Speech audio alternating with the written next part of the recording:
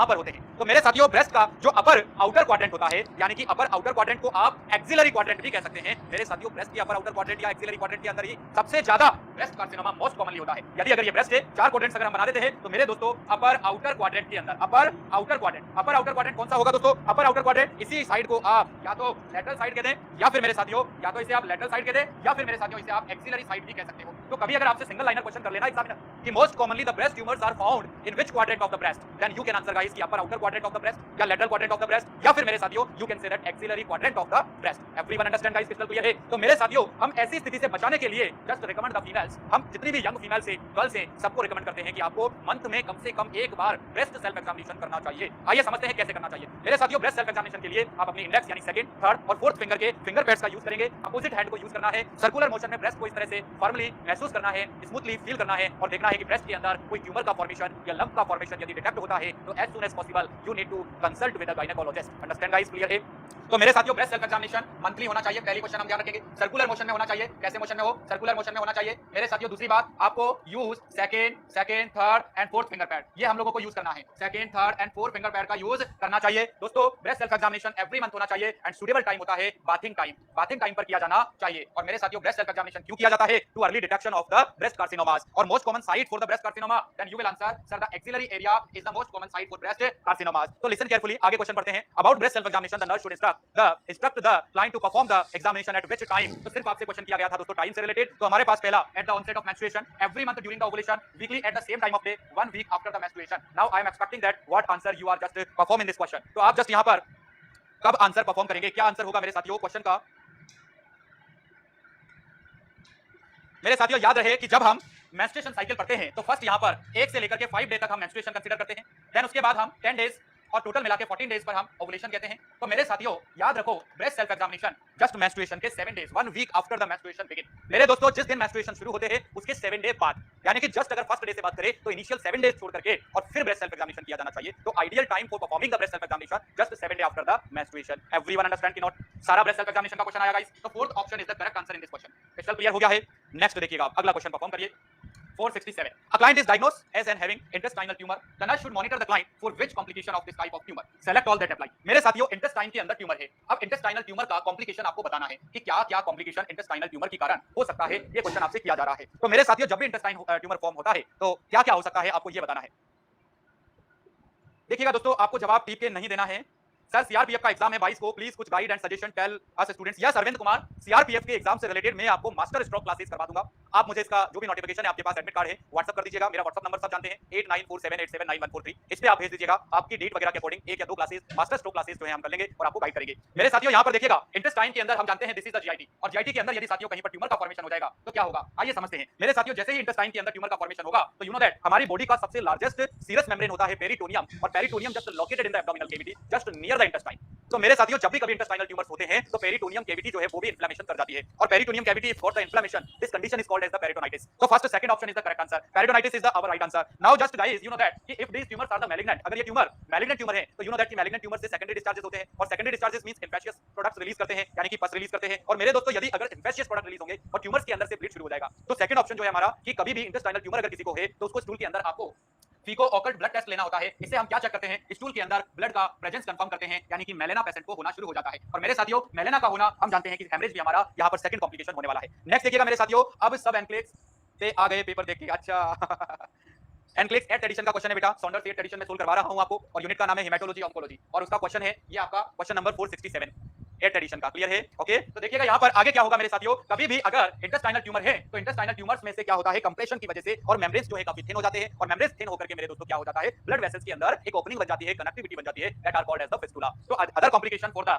Intestinal tumour are the fistula formation, और the bowel also may got the perforation. तो guys you know that कि जब भी कभी अगर आपसे कह दिया जाए तो आपका जवाब होगा पेरिटोनाइटिस। यदि कहते हैं इंटेस्टाइनल ट्यूमर्स के कारण क्या क्या कॉम्प्लिकेशन हो सकते हैं, तो डियर स्टूडेंट्स यहाँ पर याद रखिएगा पेरिटोनाइटिस पेरिटोनियम कैविटी का, then fistula formation, then guys haemorrhage, fistula, perforation and haemorrhage. तो अगर क्वेश्चन किया जाए साथियों कि what are the possible complication due to the intestinal tumour, तो we will answer sir the possible complication due to the intestinal tumours are the peritonitis, perforation, fistula and the possibly haemorrhage. Everyone understand? तो option number 2 Option number 3, option number 4 and 5, these are the correct options in this question. So everyone understand now? Now just start to solve the question number 468. Question number 468 को solve करते हैं मेरे साथियों। यहाँ पर देखिए, nurse is caring for a client following the mastectomy। आप किसी client को केयर प्रोवाइड कर रहे हैं जिसको mastectomy हुआ है। What do you mean by the mastectomy? What do you mean by the mastectomy?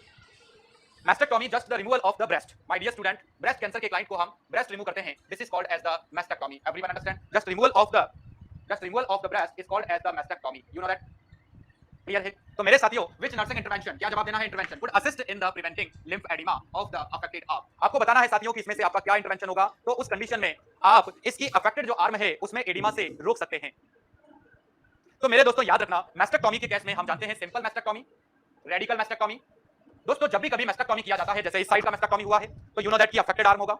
अब अफेक्टेड आर्म के अंदर हम जानते हैं लिम्फ नोड्स जो हैं, जब ब्रेस्ट का सर्जरी होगा तो लिम्फ नोड्स ब्रेस्ट के अंदर काफी ज्यादा होती हैं और उनके अंदर क्या डेवलप होने लगेगा? एडिमा डेवलप होगा। तो मेरे दोस्तों एडिमा को रोकने के लिए क्या करना होता है? वही यूजुअल नर्सिंग केयर, वही यूजुअल नर्सिंग इंटरवेंशन जो हम करते आ रहे हैं। यूजुअली जो नर्सिंग इंटरवेंशन हम करते हैं वही इंटरवेंशन हम लोगों को करना है। तो मेरे साथियों याद रखिएगा, आपको अफेक्टेड आर्म को एलिवेट कर देना है। एलिवेट कर देने से फायदा यह होगा मेरे दोस्तों कि ब्लड सर्कुलेशन जो है वो यहाँ पर रुकेगा नहीं और वीनस रिटर्न प्रॉपर बना रहेगा, तो उससे अफेक्टेड आर्म के अंदर लिम्फेडिमा नहीं होगा। तो how we can prevent the lymphoedema just after the mastectomy? तो हमारा आंसर होगा मेरे साथियों कि सर आई विल, देखिए ऑप्शन देखिए, प्लेसिंग फुल कंप्रेशन नहीं, elevate the affected arm on a pillow above the heart level, बिल्कुल परफेक्ट आंसर है। अवॉइड द आर्म एक्सरसाइज नहीं दोस्तों, आर्म एक्सरसाइज एनकरेज करना है, अवॉइड नहीं करना है। आर्म एक्सरसाइज करने से काफी बेनिफिट होगा, तो थर्ड ऑप्शन भी is the incorrect option. Maintaining an intravenous site below the antecubital area on the affected side नहीं दोस्तों। तो राइट ऑप्शन क्या हो जाएगा हमारा इस क्वेश्चन के अंदर? तो कभी भी क्वेश्चन आए कि मैस्टेक्टोमी का पेशेंट है, उसकी अफेक्टेड आर्म के अंदर लिम्फेडिमा को रोकने के लिए which is the best nursing intervention, तो just you need to elevate the affected arm on a pillow to prevent the lymphoedema. Clear हो गया कि नहीं हुआ? यहां तक जितना पढ़ाया है दोस्तों, बात समझ में आया कि नहीं आया? यहां तक बिल्कुल क्लियर हुआ कि नहीं हुआ सब लोगों का? क्लास लाइक नहीं कर रखा है दोस्तों आपने? सर जी आपकी एनर्जी फर्स्ट डे से वही है जब ऑनलाइन प्लेटफॉर्म स्टार्ट किया था। वाह, आपने जब से तब वही एनर्जी रहती है। Sir ji love you ji and great knowledge sir ji. Thank you Arvind, दोनों हाथों से आपको सल्यूट करता हूं दोस्त, आप जहां से भी हैं। लेकिन बुगली के लिए आपका दिल का जो प्यार जुड़ा हुआ है मेरे दोस्त, इसके लिए आपका धन्यवाद करता हूं। और अच्छा, आप लोगों से मैं सबसे एक बात मांगू, आप सबसे अगर एक बात मांगू तो दोगे? वादा करो, सबसे एक बात मांगूंगा तो देंगे आप लोग? चलिए वादा करके भूल मत जाना। अच्छा मेरे दोस्तों मैं मांग रहा हूँ, ठीक है? कैसे शुरू हो गया है? अच्छा मेरी बात सुनो मेरे दोस्तों, कोरोना से पहले 8 साल से हमारा कोचिंग चलता था तलवंडी के अंदर ऑफलाइन सेंटर। उसके बाद कोरोना जैसे ही शुरू हुआ तो जो लैंडलॉर्ड था उसने कहा कि सर रेंट तो लगेगा। मैंने कहा सर अभी तो हम बिल्डिंग के लॉक किए हुए हैं। कि नहीं रेंट तो आपको देना पड़ेगा। मैं कहा सर आप हाफ कर लो। कि नहीं रेंट तो आपको देना ही पड़ेगा। तो दोस्तों फिर मैंने अपनी खुद की बिल्डिंग के अंदर ही सेंटर को स्टार्ट कर दिया था। अपनी बिल्डिंग है, बहुत अच्छी बिल्डिंग है बोरखेड़ा के अंदर, तो सेंटर स्टार्ट कर दिया। तो अपनी 3 साल से वहाँ चली, फिर 3 साल चली। मेरे दोस्तों आज मैं क्या बताऊँ आपको कि मेरे दिल में क्या इमोशंस हैं, कितनी खुशी है, कितने इमोशंस हैं और मैं कितना अच्छा फील कर रहा हूँ कि आज तलवंडी के अंदर मेरे संस्थान का दूसरा सेंटर शुरू हुआ और आप सबकी सहयोग से मैं ये कर पाया। तो मेरे दोस्तों आज मुझे बहुत खुशी है कि मुझे तलवंडी में भी नर्सिंग स्टूडेंट्स को पढ़ाने का ईश्वर ने वापस से सौभाग्य दिया। कोटा का हार्ट कहते हैं तलवंडी को। तो मेरे दोस्तों मैं आज इस मौके पर, आज जो शुभारंभ हुआ है हमारी दूसरी ब्रांच का, बहुत खुश हूँ। अब मैं आपसे ये मांगना चाहता हूँ कि आप एक बार, कम से कम एक बार, सिर्फ एक बार ईश्वर से ये प्रार्थना करें कि मैं जिन भी छात्रों को पढ़ाऊं उन सब की जॉब लगे। ईश्वर मेरी इस शुभकामना को, मेरी इस ख्वाहिश को पूरा कर दे। बस एक बार ईश्वर से ये कह दो कि साहू सर जो मांग रहे हैं उनको वो मिल जाए। बस ये मैं आपसे मांगना चाहता हूँ। एक बार मेरे लिए इतनी प्रेयर करके कह दो कि सर जो भी पढ़ाते हैं, जो सर के हाथ से, जो सर के मुंह से निकल गया, बस उससे उनके द्वारा पढ़ाए हुए सभी स्टूडेंट्स का उद्धार कर दें। हे ईश्वर ऐसा वरदान सर को दे दो। बस मुझे ये सौभाग्य चाहिए आप सबसे। जल्दी करो क्योंकि मुझे पढ़ाना भी है। या दीक्षा पूरी बुक करवाएंगा बेटा, एनक्लिक्स पूरी सॉल्व करवा रहा हूँ आप लोगों को। Thank you so much. अच्छा मेरा एक दोस्त आपसे पढ़ा है ऑनलाइन में, हरिंदर, और वो कल्याणी एम्स में है। उसने आपको कभी नहीं बताया? अरे ठीक है, नहीं बताया, कोई बात नहीं। मुझे खुशी हुई आज इस बात की कि हाँ ठीक है वो सक्सेस हो गया ना। आप मुझे बताओ या नहीं बताओ कोई बात नहीं, ये आपका बड़प्पन है, आप बताओ कि मत बताओ कोई बात नहीं। लेकिन कम से कम बस मैं ये चाहता हूँ कि मुझे ऐसी दुआ दें आप सब कि मैं जिसको पढ़ाऊँ वो सब कुछ ना कुछ अच्छे से अपने जीवन में कामयाब हो जाए। बस मैं ये चाहता हूँ कि एक बार सारे बुगली के स्टूडेंट्स, बुगलियंस, ये लिख दे चैट बॉक्स में, God bless Sahu sir, God bless Sahu sir, God bless Bugli, इतना लिख दीजिएगा। बस मैं ऋणी रहूंगा आप लोगों का धन्यवाद करूंगा। आप लोगों का ये ब्लेसिंग्स मैं कभी नहीं भूलूंगा। Thank you so much, thank you so much, बहुत बहुत धन्यवाद। थैंक यू सो मच, बहुत बढ़िया, थैंक यू सो मच। आपने मेरा सबने मान रखा, सबने इस गुरु की बात को माना। यही एक गुरु के लिए बहुत बड़ा सौभाग्य होता है कि जो छात्र उसको सुनते हैं, जो छात्र उनकी पढ़ाई को पढ़ते हैं, वो छात्र के अंदर उस गुरु के लिए सम्मान है, मान है और एक अच्छे इमोशन है। ये इससे बढ़कर के गुरु के लिए कुछ नहीं होता है। वरना आज की तारीख में गुरु और शिष्य के बहुत सारे रिश्ते फेक हो चुके हैं दोस्तों, आप जानते हैं। सच्चाई यही है, गुरु शिष्य का एक नाम का रिश्ता रह गया वरना। लेकिन मेरे दोस्तों बस मैं चाहता हूँ कि ये रिश्ता नाम का नहीं, ये रिश्ता यहाँ से होना चाहिए, लेफ्ट वेंट्रिकल से, दिल से होना चाहिए। मुझे पसंद नहीं है, मुझे ऐसा रिश्ता नहीं चाहिए। फीस वाला रिश्ता नहीं चाहिए मुझे आपसे, फीस वाला रिश्ता नहीं चाहिए मुझे चाहिए कैरियर वाला, सक्सेस वाला, इमोशन वाला। मुझे चाहिए एक वाकई में आपसे ऐसा जुड़ा हुआ अटैचमेंट कि गुरु होता है और शिष्य शिष्य होता है, यानी गुरु अपने शिष्य के लिए कुछ भी कर सकता हो और शिष्य अपने गुरु के लिए कुछ भी कर सकता हो। मुझे वो अपनापन चाहिए, मुझे उसी अपनापन के साथ में आप सबसे रिश्ता रखना है। तो क्या आप सब ऐसा एक रिलेशन साहू सर के साथ में रखेंगे? गुरु शिष्य का रिश्ता जो है उसे मजबूत करना है हमें। जो आज एक गुरु और शिष्य के बीच में relation say that is totally become formality, मैं चाहता हूं कि वो फॉर्मेलिटी खत्म हो इस प्रोफेशन में। कम से कम गूगली प्लेटफॉर्म पर ऐसे फेक रिलेशंस ना हो। यहाँ एक एक शब्द जो हम पढ़ा रहे हैं और जो पढ़ रहे हैं वो एक इमोशनली यहाँ पर होना चाहिए, इमोशनल टच हमारे बीच में होना चाहिए। और मेरे दोस्तों ये बड़ा सौभाग्य है मेरा कि मेरे छात्र मुझे इतने प्यार, इतने सम्मान, इतने रिस्पेक्ट से और एक गुरु शिष्य के सही रिश्ते से देखते हैं। मैं इसके लिए आपका ऋणी हूँ, धन्यवाद करता हूँ। चलिए आप पढ़ाई करें। थैंक यू सो मच, बहुत ब्लेसिंग दिया है आप सबने, बहुत बहुत धन्यवाद इसके लिए। तो दोस्तों मैंने कहा आपसे कि मैस्टेक्टॉमी जब भी किया जाए किसी का, फीमेल को अगर ब्रेस्ट कार्सिनोमा है तो फीमेल को मैस्टेक्टॉमी करके हम ब्रेस्ट का रिमूवल करेंगे। और जब ब्रेस्ट का रिमूवल करते हैं तो lymph nodes are very rich in the breast and what will happen, जब भी सर्जिकल इंसिजंस कहीं पर लगते हैं तो on the side the very heavy probability to develop the incisional edema. And how you can manage this incisional edema? So guys, there's a simple intervention, nothing need to administer. Just only perform some activities, use some creatively mind, and just we will go to the patient side, bedside, and just elevate the arm, affected arm of the patient. Just place a pillow just below the arm. Arm के नीचे एक pillow आपको रखना है, so the arm will become elevated from the heart level. And what will happen? The venous return from the arm will be returned very smoothly, or that will be possible by the gravity. और so the blood will not be just stasize into the arm. Arm के अंदर blood नहीं रुकेगा, stasis नहीं करेगा। And इससे क्या फायदा होगा सर? इससे एडिमा जो है काफी हद तक वो कंट्रोल रहेगा। तो हमारे पास ऑप्शन नंबर 2 के अंदर कहा है elevating the affected arm on the pillow above the heart level. Crystal clear है सबको? नाउ क्वेश्चन 469 क्या कह रहा है? Nurse is providing the dietary teaching, diet से रिलेटेड क्वेश्चन है, for a client with the diagnosis of the chronic gastritis. My dear student, इसको प्रॉब्लम है गैस्ट्राइटिस वाला। तो यू नो दैट गैस्ट्राइटिस क्या होता है साथियों? गैस्ट्राइटिस क्या होता है? Just infection and inflammation. और मैक्सिमम एच पाइलोराई के इन्फेक्शंस जो होते हैं वो काफी कॉमन होते हैं। अगर कभी आपसे क्वेश्चन किया जाए कि gastrological infections are most commonly occurs by the, तो H pylori is the most common pathogen. But यदि कभी आपसे ये कह दिया जाए कि नेफ्रो का क्वेश्चन आता है और नेफ्रो में यूटीआई का कारण पूछा जाए आपसे, यूटीआई के लिए मोस्ट कॉमन पैथोजन क्या होता है दोस्तों? E coli. क्या होता है? E coli. दोनों ध्यान रखेंगे क्वेश्चंस को। तो यहां पर ध्यान दीजिएगा, एच पाइलोराई क्या कर देता है? स्टमक की म्यूकोसा को इन्फेक्शन एंड इन्फ्लेमेशन कर देता है। तो infection and inflammation in the stomach just known as the gastritis. और जैसे ही गैस्ट्राइटिस होगा तो व्हाट यू विल डू? तो क्वेश्चन क्या कह रहा है, आगे बढ़ते हैं। The nurse instruct the client to include which food rich in the vitamin B12 in the diet, select all that apply. मेरे साथियों आपको ये बताना है कि इनमें से कौन कौन से फूड ऐसे हैं जिनके अंदर अच्छी मात्रा में विटामिन B12 पाया जाता है।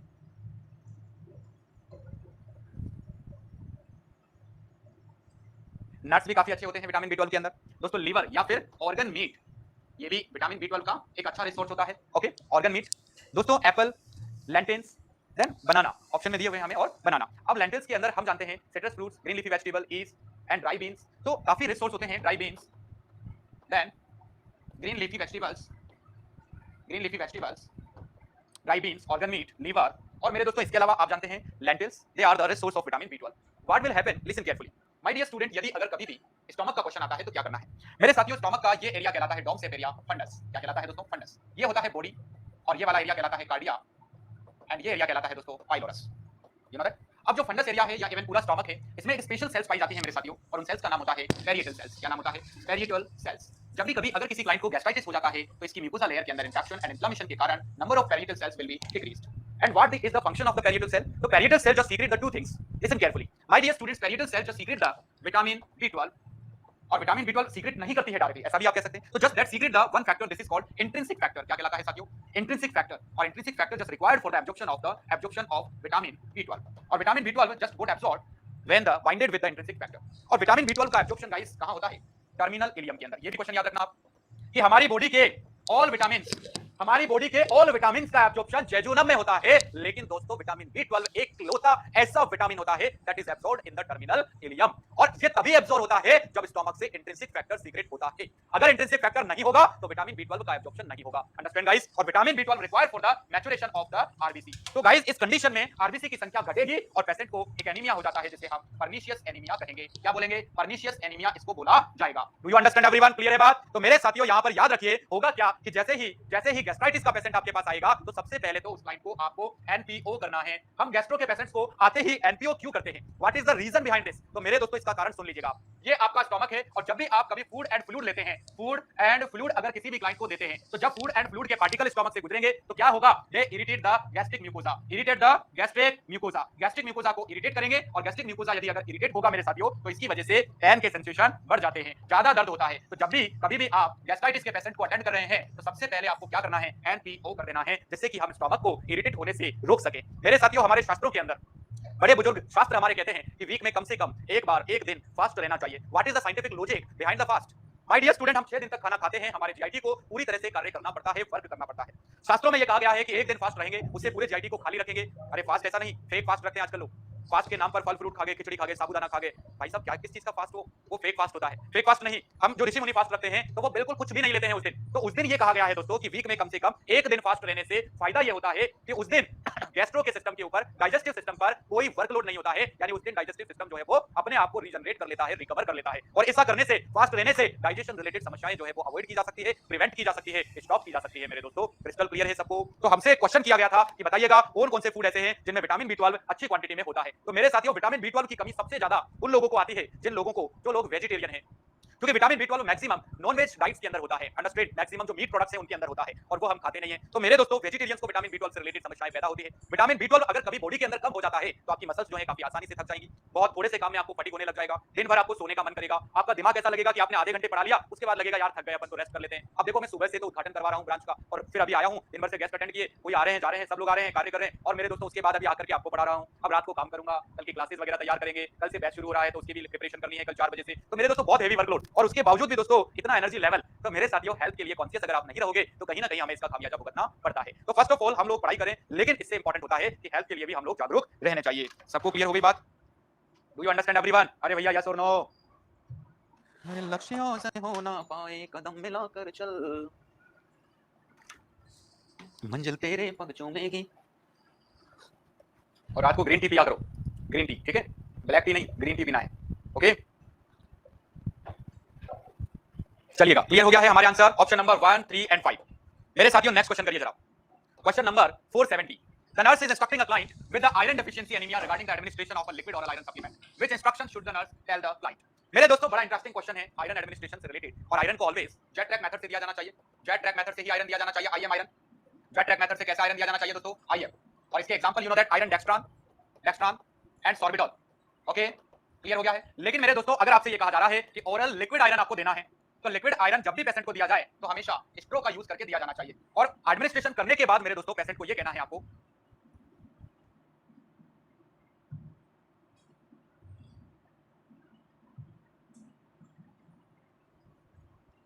अच्छा चाय पियोगे आप लोग? अच्छा ग्रीन टी पियोगे?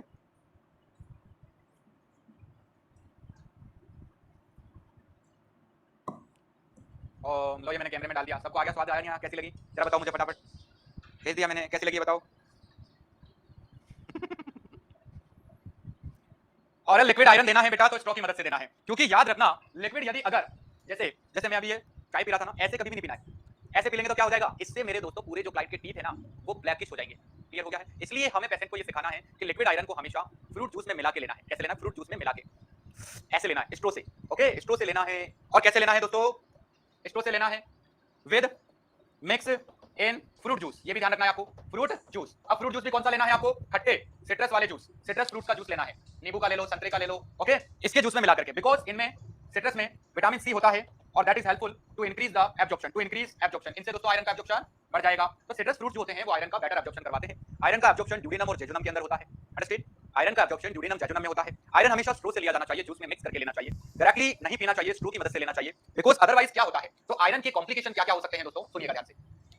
बिकॉज आयरन एक मेटल है और इसलिए सबसे पहला हम कॉम्प्लिकेशन कहेंगे कि पेशेंट को जो टेस्ट होगा माउथ का वो कैसा होगा साथियों? मेटेलिक टेस्ट हो जाएगा। दूसरा, आयरन की वजह से टीथ का डिस्कलरेशन हो जाता है। कैसा हो जाता है? टीथ ब्लैकिश हो जाते हैं। तो डिस्कलरेशन यानी कि ब्लैक हो जाते हैं टीथ। कैसे हो जाते हैं दोस्तों? ब्लैक हो जाते हैं।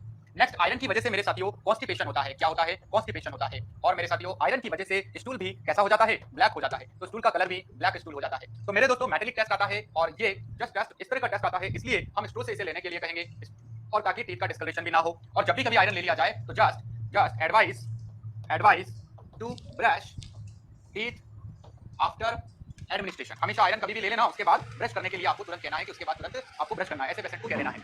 इसके कारण कॉन्स्टिपेशन और ब्लैक स्टूल हो जाता है। तो मेरे साथियों अब अगर मैं कहूं आयरन का एब्जॉर्प्शन, तो एब्जॉर्प्शन से रिलेटेड क्वेश्चन क्या आता है? तो पहली बात, इसका एब्जॉर्प्शन ड्यूडेनम प्लस जेजुनम में होता है, ओके दोस्तों? Vitamin C increase absorption. दूसरा, एसिडिक मीडियम यानी कि HCl या हाइड्रोक्लोरिक एसिड इसके एब्जॉर्प्शन को बढ़ाता है, इसलिए हमेशा इसको फ्रूट जूस से लेना चाहिए। किसके साथ? फ्रूट जूस के साथ लेना चाहिए, ओके? फ्रूट जूस में भी कौन सा जूस बेटा? सिट्रस फ्रूट्स का जूस। क्लियर हो गया है? अब मेरे दोस्तों यहाँ पर याद रखना, आयरन का एब्जॉर्प्शन जो बेटर होता है ना वो होता है दोस्तों एसिडिक मीडियम में। अब हम कब इसको लें कि हमारे को नेचुरली एसिडिक मीडियम मिल जाएगा? तो जस्ट आफ्टर जैसे ही हम खाना खाते हैं, तो खाना खाने के बाद हमारी स्टमक की पेरियोटल सेल स्टिमुलेट होती है और HCl सीक्रेट करना शुरू कर देती है। तो इससे ये समझ में आया कि सर बेस्ट तो यही होगा कि आयरन को हमेशा just after the food eating, खाना खाने के बाद जस्ट आफ्टर मील अगर हम देंगे तो बेटर एब्जॉर्प्शन मिलेगा, तो we get the better absorption, better result. अच्छे रिजल्ट प्राप्त करने के लिए we always recommend the iron to administer just after the meal. तो आयरन को एडमिनिस्टर करने का बेस्ट टाइम क्या होगा? सो जस्ट आफ्टर मील आपको आंसर करना है बेटा। क्या आंसर करना है? इसमें बहुत सारे लोग कंफ्यूज होते हैं कि हम आफ्टर मील ही क्यों लगाएं। आफ्टर मील इसलिए लगाया जाता है क्योंकि खाना खाने के जस्ट बाद एक कभी कभी ये वाला भी सही लगा देता है एग्जाम में, बिटवीन मील। बिटवीन मील, अब बिटवीन मील का मतलब क्या होता है दोस्तों? अगर क्लाइंट स्मॉल मील लेता है तो जैसे उसने लंच किया उसके बाद 1-2 घंटे का गैप लेके फिर थोड़ा खाना खाएगा, तो हम उसको कह रहे हैं बिटवीन मील, मतलब खाना खाने के जस्ट बाद। बिटवीन मील का मतलब ऐसा बिल्कुल मत समझना कि 1-2 चपाती खा ली और फिर चपाती में रख करके एक गोली को और फिर हमें खानी है, ऐसा नहीं होता है दोस्तों। तो बिटवीन मील का मतलब समझ गए? तो ज्यादा राइट आंसर क्या होगा मेरे साथियों? आफ्टर मील आपको लगाना होगा। क्रिस्टल क्लियर है? अब ध्यान रखना, एब्जॉर्प्शन बढ़ाने वाली चीजें तो आप सीख गए, लेकिन एब्जॉर्प्शन डिक्रीज करने वाली ये बातें भी, कौन सी ड्रग्स या कौन से एक्टिविटीज हैं दोस्तों जो एब्जॉर्प्शन डिक्रीज करती हैं, तो क्या क्या अवॉइड करना है? तो आयरन को कभी भी मिल्क के साथ नहीं देना है दोस्तों, अंडरस्टैंड?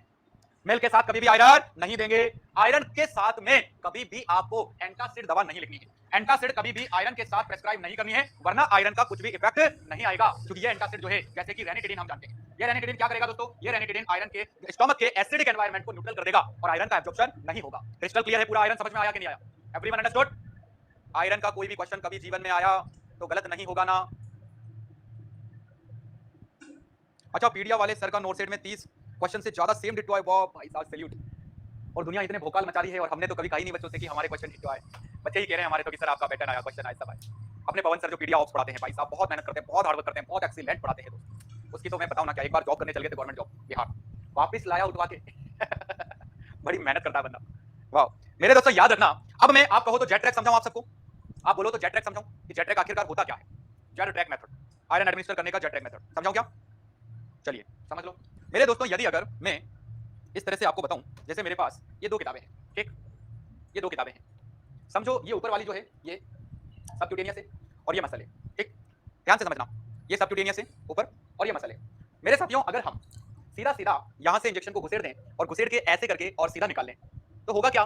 जो आयरन वाली मेडिसिन हमने एडमिनिस्टर की है वो दवा वापस इसी तरह से इस रूट को फॉलो करके और बाहर निकल जाएगी, तो हमारे पेशेंट को उतना बेनिफिट नहीं मिलेगा। तो सर फिर क्या करें? तो इसके लिए करना ये है दोस्तों आपको कि अब आप इसकी सबक्यूटेनियस को, जब भी आप कभी ग्लूटियल एरिया पर आयरन लगाओगे, आयरन को आईएम लगाओगे, तो आपको क्या करना है? पहले अपनी पाम का यूज करके और सबक्यूटेनियस को पुल करना है, ऐसे करना है, ठीक, कर लिया आपने। अब आप 90 डिग्री पर आयरन का इंजेक्शन लगाओगे, लगा दिया आपने यहाँ पर, तो ये यहाँ पर देखो आप, ये होल यहाँ बनेगा, बन गया, बना कि नहीं बना? यहाँ बनेगा। अब इसको अभी वापस एक साथ बाहर नहीं निकालना है, आपको इस सिरिंज के अंदर 0.5 सीसी एयर भी पुश करना है अंदर। कितना सीसी बेटा? एक बार बताना चैट में लिख करके। 0.5 सीसी एयर भी अंदर पुश करना है, 0.5 सीसी एयर भी अंदर पुश करना है। 0.5 सीसी एयर क्या करेगा? उस दवा के वहां पर लॉक क्रिएट कर देगा। क्या क्रिएट कर देगा? लॉक। इसीलिए जेट ट्रैक मेथड का दूसरा नाम होता है दोस्तों एयर लॉक मेथड। क्या नाम होता है? Air lock method. तो हमने यहां पर ये पुश कर दिया, अब हम 10 सेकंड के लिए रुकेंगे। अभी सिरिंज को निकालेंगे नहीं, निडल को नहीं निकालना है, अभी रुकना है। 10 एयर भी पुश कर दी, एयर का लॉक बन गया, अब 10 सेकंड के लिए अभी आप रुकिएगा। रुक करके अब सीधा बिल्कुल ऐसे निडल निकालो और स्किन को छोड़ दो। तो स्किन को छोड़ने के बाद अब क्या हुआ? ये यहां पर होल है अभी, ये देखो आप। अब क्या होगा दोस्तों? ये स्किन वापस ये चली गई, तो इसका होल कहां गया? यहां गया ना। ऊपर वाली बुक का होल कहां है? यहां पर। और नीचे वाली बुक में होल कहां रह गया? यहां पर। तो मेरे साथियों यहां से ये देखो आप, अब बन चुका है जेट ट्रैक। क्या बन चुका है? Jet track. अब समझो ऐसे करके यहां पर, मतलब मैं ये समझा रहा हूं कि ये एक लेयर है, ये सबक्यूटेनियस है, और मेरे दोस्तों इसके नीचे क्या है? मसल। क्या है? मसल। अब हम लोगों को आयरन का इंजेक्शन लगाना है जेट ट्रैक से। किस मेथड से? जेट ट्रैक मेथड से। तो सबसे पहले आपको क्या करना है? सबक्यूटेनियस को पुल करना है। क्या करना है? पुल करना है। तो अब जैसे ही पुल करेंगे आप, तो ये सबक्यूटेनियस कहां आ जाएगा? यहां पर आ चुका है, ठीक। अब यहां पर आने के बाद आपको क्या करना है दोस्तों? इंजेक्शन एडमिनिस्टर करना है। सपोज करो आपने यहां पर इंजेक्शन लगा दिया, ये निडल और ये निडल 90 डिग्री पर आपको लगाना है। और कहां लगाना है? ग्लूटियल एरिया पर इंजेक्शन लगाया जाएगा, ग्लूटियल मसल पर। ओके बेटा, ये भी क्लियर हो गया। अब ग्लूटियल पर जैसे ही आपने इंजेक्शन लगाया, तो अब सपोज करो ये यहां पर ए पॉइंट है और ये अब क्या होगा? तो सिंपली अब हमने इंजेक्शन लगाया तो 0.5 सीसी एयर यहां पर हमने रिलीज कर दिया। ये 0.5 सीसी एयर, ये 0.5 सीसी एयर क्या करेगा? एयर लॉक क्रिएट करेगा। यानी कि एयर लॉक का क्या फायदा होगा? प्रिवेंट बैकफ्लो ऑफ मेडिसिन के बैकफ्लो को ये प्रिवेंट करेगा। क्लियर हो गया है? अब यहां पर हो गया बात। अब क्या करें हम? अब अभी just hold the needle for 10 second. अभी निडल को 10 सेकंड के लिए होल्ड करिएगा। आफ्टर एडमिनिस्ट्रेशन के बाद निडल को अभी 10 सेकंड के लिए आपको होल्ड करके रखना है, ताकि दवा इजीली पूरी मसल के अंदर डिस्पर्स हो जाए, फैल जाए। चलिए हो गया काम। अब हम क्या करेंगे साथियों? अब इंजेक्शन लग चुका है, निडल निकाल लेंगे। अब हम इसको छोड़ेंगे, इसको मसल को ऊपर सबक्यूटेनियस को छोड़ेंगे, तो वापस क्या हो जाएगा? तो अब जब आप इसे छोड़ेंगे तो लिसन केयरफुली कि ये ए पॉइंट जो है, ये ए पॉइंट जैसे ही मसल वापस यहां पर आएगा, तो ए पॉइंट कहां चला जाएगा? तो ध्यान से देखिएगा यहां पर कि इस मसल का ए वाला जो पॉइंट रहेगा वो यहां से चल करके और यहां आ चुका है। क्लियर हो गया? अब एक पॉइंट तो यहां रह गया, एक यहां चला गया, तो होगा क्या कि किस तरीके से ट्रैक बन चुका है मेरे साथियों? यहां पर एक ट्रैक का फॉर्मेशन हो चुका है। ध्यान से देखिएगा, यहां से ऐसे, ऐसे और ऐसे। क्लियर हो गया है दोस्तों? ये एक ट्रैक ऐसा बन चुका है, दवा यहां है, अब ऐसा तो होगा नहीं, इधर तो कोई रास्ता है नहीं, तो ऐसे भी रास्ता नहीं है, ऐसे भी रास्ता नहीं है, यानी कि यहां रास्ता है और यहां था। तो अब दवा जो है इस ट्रैक को फॉलो नहीं कर सकती है और इसीलिए इस ट्रैक का नाम दिया गया है साथियों जेड ट्रैक मेथड। और Z track method just used for the administration of the iron. Clear है? बात समझ में आ गया है? सबको समझ में आ गया? Airlock method, jet track method क्या होता है, कैसे लगाते हैं आयरन को, आयरन का एब्जॉर्प्शन कैसे होता है, आयरन का एब्जॉर्प्शन किससे डिक्रीज होता है, आयरन को कब लेना चाहिए, लिक्विड आयरन कैसे लेते हैं, आईएम कैसे लगाते हैं, आयरन को कब देना चाहिए पेशेंट को, किसके साथ देना चाहिए, क्वेश्चन क्या आते हैं, इसके कॉम्प्लिकेशन क्या होते हैं, एवरीथिंग क्रिस्टल क्लियर कि नहीं? तो मेरे साथियों ये अब हम चलते हैं क्वेश्चन पर। हमसे क्या कह रहा था क्वेश्चन कि बताइएगा लिक्विड आयरन कैसे लेना चाहिए। बड़ा सिंपल सा सवाल था लेकिन मैंने पूरा पढ़ा दिया। Administered iron through stroke, second option right answer. और इस यूनिट का लास्ट क्वेश्चन आपका इंतजार कर रहा है, question number 471। Laboratory study are performed for a client suspected to have the iron deficiency anemia. IDA का पेशेंट है iron deficiency anemia का और you are just laboratory study आप कर रहे हैं performed for a client suspected to IDA. The nurse review the laboratory result, knowing that which result indicate this type of anemia. आपको बताना है कि कौन सा laboratory result जो है iron deficiency anemia को indicate कर रहा है। क्या elevated hemoglobin, hemoglobin तो कम होगा। Decreased reticulo count, क्या reticulo count घटेगा क्या? नहीं घटेगा। Elevate red blood cell count, elevate नहीं होगा। Red blood cell that are microcytic और hypochromic। तो मेरे साथियों कभी-कभी ऐसा IDA टाइप का, अच्छा मैं बताता हूँ, एक एनीमिया होता है साइडेरोब्लास्टिक। कौन सा बेटा? साइडेरोब्लास्टिक एनीमिया। ओके, दूसरा होता है आयरन डेफिशिएंसी एनीमिया, तीसरा होता है दोस्तों थैलेसीमिया। कौन सा? थैलेसीमिया। चौथा होता है एनीमिया इन क्रोनिक डिजीज।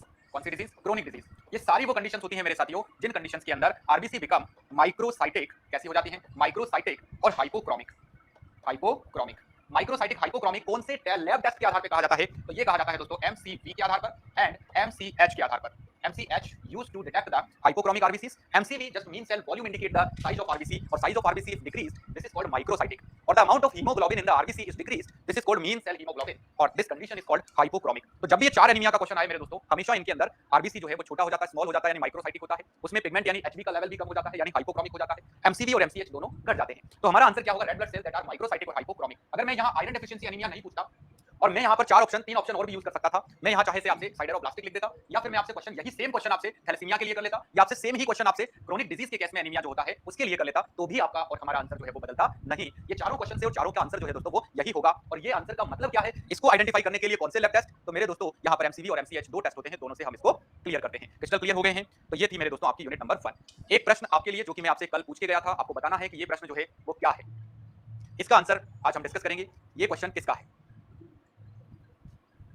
कौन सा अर्निया है ये?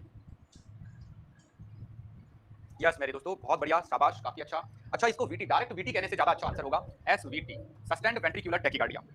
Okay, SVT is the better answer, बाकी वीटी भी आपका बहुत अच्छा आंसर है, लेकिन sustained ventricular tachycardia is the much better answer. तो माय डियर स्टूडेंट, आज ये बड़ी खुशी की बात है कि डे 4 जो क्लास है हमारी, उसके अंदर यहाँ पर डे 4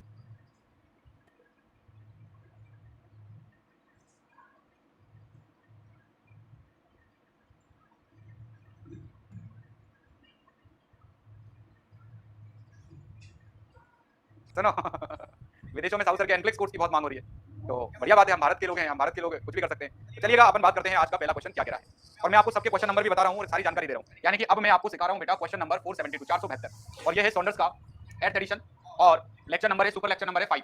आज अपनी 5वीं क्लास है, 4 क्लासें पहले हो गई है, जिसकी कंप्लीट नहीं है वो कर लेना। तो देखिएगा दोस्तों क्वेश्चन क्या कह रहा है, chemotherapy dose is frequently based on the total body surface area, so it is important for the nurse to perform which assessment. मैंने दोनों को रेड हाईलाइट करा हुआ है फॉर एडमिनिस्ट्रिंग कीमोथेरेपी। मेरे साथियों क्वेश्चन क्या कह रहा है, क्वेश्चन क्या कह रहा है दोस्तों कि कीमोथेरेपी अगर किसी क्लाइंट को हम एडमिनिस्टर करना चाहते हैं तो अपने को पता होना चाहिए कि कीमोथेरेपी की जो डोज डिसाइड होती है वो डोज मेरे दोस्तों बॉडी सरफेस एरिया के आधार पर डिसाइड होती है। किसके आधार पर? Body surface area.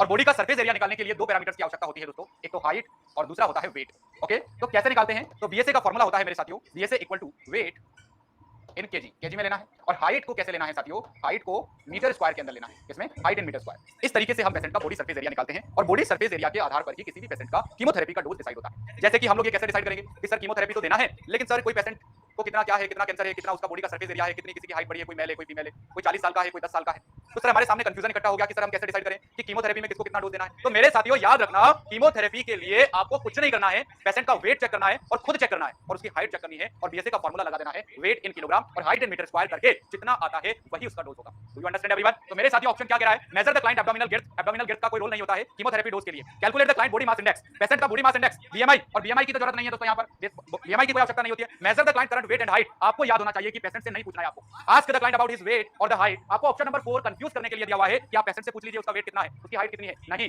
मेरे दोस्तों, हमेशा हाई लेवल पे चेक करना है, खुद चेक करना है और पेशेंट से पूछा हुआ डाटा यूज नहीं करना है। Do you understand everyone? तो मेरे साथियों याद रखना, करंट, मैंने क्या कहा, करंट वेट और हाइट के आधार पर डिसाइड किया जाएगा इसका कीमोथेरेपी का डोज कितना होने वाला है। तो हमारा थर्ड ऑप्शन यहाँ पर करेक्ट आंसर जाएगा मेरे साथियों। क्लियर हो गया है? और याद रखना जब भी हर कीमोथेरेपी आप एडमिनिस्टर करोगे, एक बार फाइनल नहीं करना है, क्योंकि कीमोथेरेपी एक ऐसा थेरेपी होता है जो लॉन्ग टर्म चलेगा, किसी को 2 साल, 1 साल, 3 साल, या मेरे दोस्तों तो हर बार जब भी कीमोथेरेपी आप देने वाले हैं तो हर बार ही आपको पेशेंट का हाइट और वेट कंफर्म करना होता है। Do you understand everyone? Clear हो गई कि नहीं हुई बात?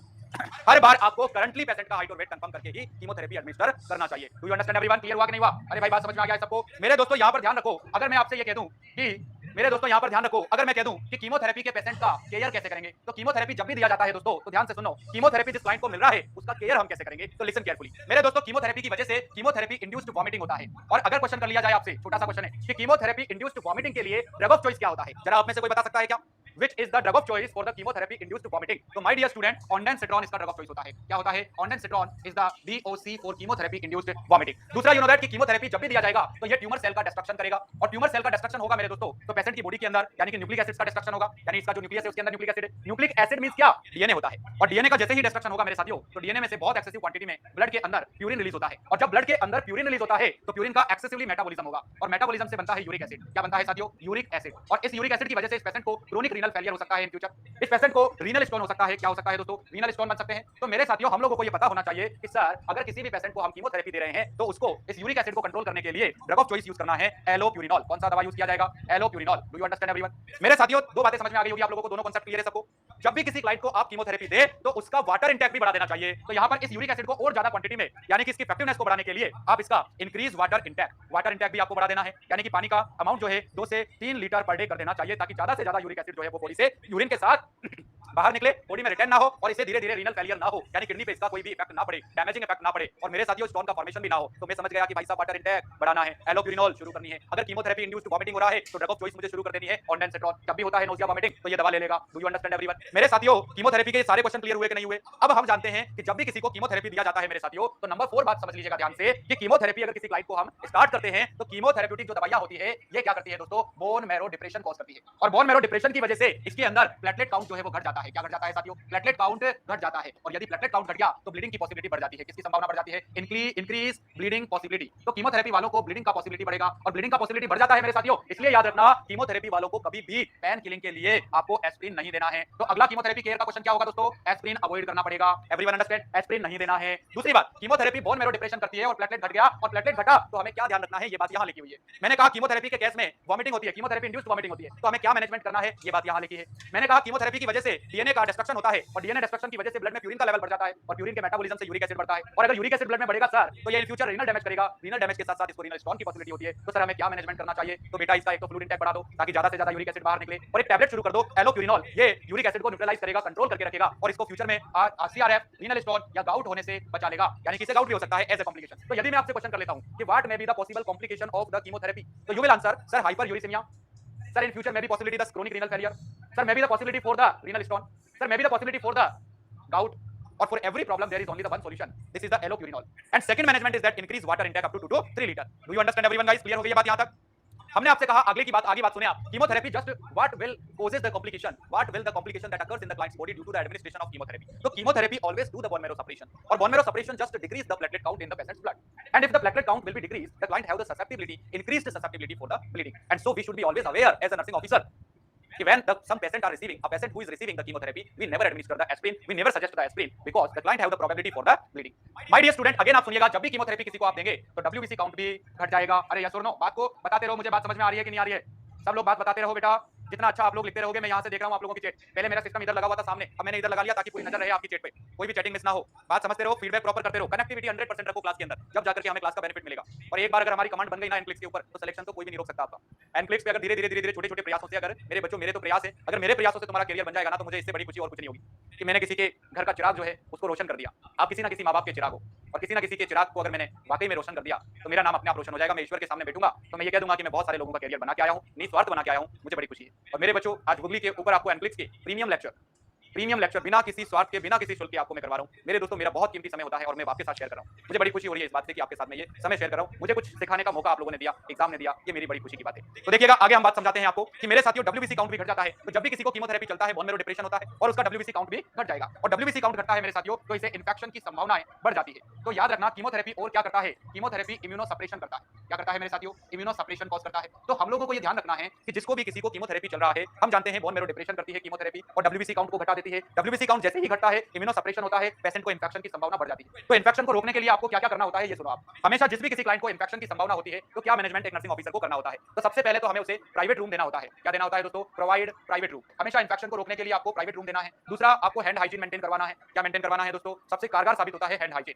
तीसरा, हम क्या कर सकते हैं? Limit number of visitors. ज्यादा आने जाने वालों की भीड़ जो है वो पेशेंट के पास नहीं भेजनी है, आने जाने वालों की भीड़ को रोकना है। तो मेरे साथियों, पहला ही क्वेश्चन जो है वो बड़ा जबरदस्त सवाल है इस यूनिट का, और आपको ये गुड न्यूज़ है मेरे बच्चों, क्योंकि हर यूनिट के अंदर आपको 30 से लेकर के 35 तक मेडिकल सर्जिकल के एमसीक्यूज होते हैं सॉन्डर्स के अंदर, और करीब 20 क्वेश्चन होते हैं फार्माकोलॉजी के। और मेरे दोस्तों, हम लोग जब तक फार्मा के टॉपिक्स को डिटेल में डिस्कस नहीं करते हैं, तब तक हमारा मेडिकल सर्जिकल जो है वो अधूरा है। तो मैं आपको जो डिसीजन लेकर के आया हूं वो ये है कि मेरे को भाई तैयारी कर रहे हैं, अगर अपन एनक्लेव्स पढ़ ही रहे हैं तो थोड़ा ढंग से पढ़ें, थोड़ा अच्छे ढंग से पढ़ें। हमारे पास समय है 2 ढाई महीने, जब तक कि हमारा एग्जाम आएगा, और 2 ढाई महीने के अंदर तो एक-एक स्टूडेंट जो है वो बोलने लग जाएगा मुंह से, ऐसा लेवल आपके अंदर आ जाएगा इन क्लासेस के माध्यम से। यार very effective and premium classes. और मेरे दोस्तों, मैंने कहा कि हर क्लास के बाद आपका एक टेस्ट होता है बुगली ऐप के अंदर, जीरो प्राइस टेस्ट सीरीज। तो आप बुगली ऐप के अंदर उस टेस्ट को देंगे तो आपको 20-30 क्वेश्चन और मिल जाएंगे। दूसरी बात है, आपको इन क्लासेस के नोट्स मेंटेन करना है, ताकि एग्जाम टाइम पर जब मैं आपको बोलूं, आपको मैं बोलूंगा एक टाइम आएगा जब कि बेटा अब आ गया है समय रैपिड रिवीजन का, तो उस समय जब रैपिड रिवीजन की मैं बोलूंगा तो आपके ये जो की नोट्स आप बना रहे हो, ये की नोट्स को आपको रिवाइज करना है, और फिर मेरे दोस्तों आपका सिलेक्शन निश्चित है, कोई टेंशन वाली बात नहीं है। तो सिंपली यहां पर मैंने क्या कहा आपसे कि जब भी कभी कीमो देंगे तो डब्ल्यूबीसी काउंट घटता है। डब्ल्यूबीसी काउंट घटने से, इम्यूनो सप्रेशन होने से क्लाइंट को इंफेक्शन की पॉसिबिलिटी बढ़ती है, और इंफेक्शन की पॉसिबिलिटी को कम करने के लिए क्या मैनेजमेंट एक नर्सिंग ऑफिसर को करना चाहिए। तो मेरे साथियों, सबसे पहली बात, जब भी किसी क्लाइंट को इंफेक्शन की पॉसिबिलिटी हो रही हो, या इम्यूनो सप्रेशन हो रहा हो, या उसका डब्ल्यूबीसी काउंट घट रहा है, ऐसी स्थिति में हम पेशेंट को प्राइवेट रूम प्रोवाइड करेंगे।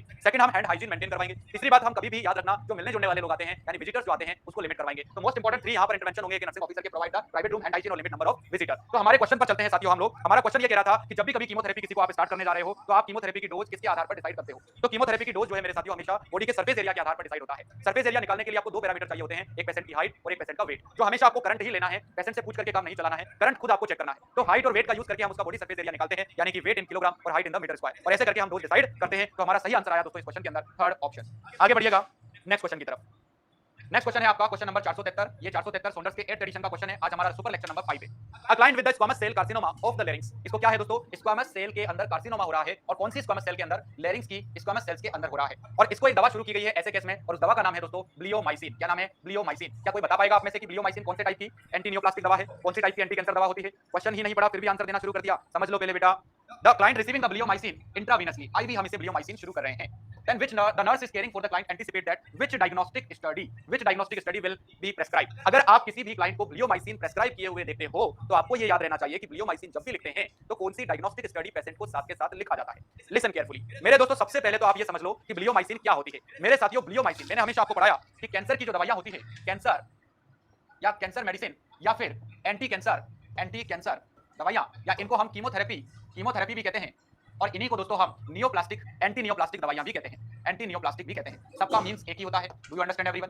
ये 2 कैटेगरी में हमने मेनली डिवाइड की हुई है। एक ऐसी दवा दोस्तों जो सेल साइकिल पर काम नहीं करती है, तो ऐसी दवाइयों को हम non specific cell cycle phase medicine कहेंगे। दूसरी सेल के साइकिल पे काम करती है, तो सेल साइकिल फेज स्पेसिफिक दवाइयां, स्पेसिफिक मेडिसिन।